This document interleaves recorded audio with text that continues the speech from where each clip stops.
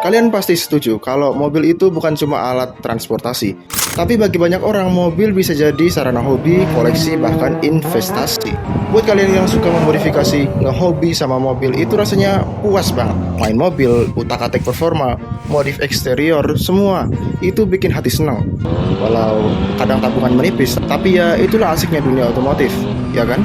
Selain jadi hobi, mobil ternyata bisa juga jadi instrumen investasi.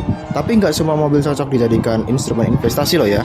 Biasanya sih, mobil yang punya potensi investasi tinggi adalah mobil yang 1. Langka, 2. Berumur atau klasik, dan 3. Sulit buat ditemukan di pasaran, alias stoknya terbatas. Contohnya Honda Civic Estilo. Dulu mobil ini biasa aja, tapi sekarang dengan kondisi bagus harganya bisa menembus lebih dari setengah miliar. Contoh lain, Mini Morris.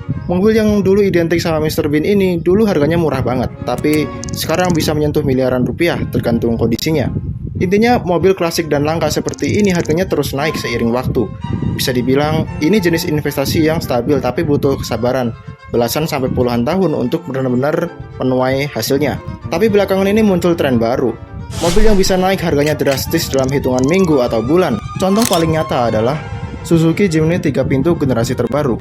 Kenapa bisa begitu? Karena mobil ini sangat sulit didapatkan.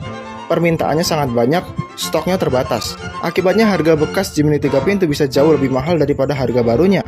Bahkan Suzuki sendiri ikut menggoreng harganya di pasar. Fenomena serupa terjadi pada Toyota GR Yaris. Saat pertama kali rilis, permintaannya tinggi banget karena mobil ini hasil kolaborasi dari Toyota dengan Gazoo Racing. Dan juga karena mobil ini adalah mobil dengan homologasi rally.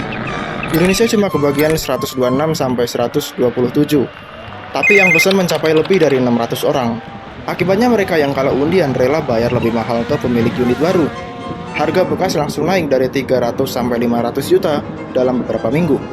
Tren gorengan ini biasanya sementara aja. Contohnya, GR Yaris awal yang sempat stabil di atas harga barunya akhirnya turun di saat Toyota meluncurkan GR Yaris facelift tanpa sistem kuota, sama GR Corolla diumumkan sebagai mobil rally baru yang membuat hype GR Yaris terdahulu memudar.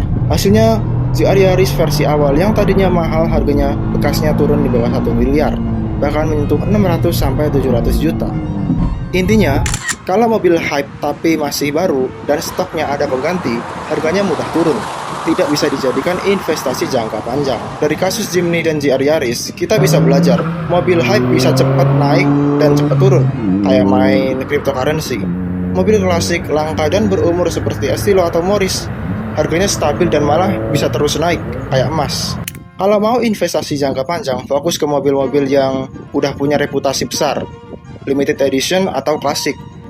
Mobil hype yang baru cocok sebagai koleksi atau lifestyle.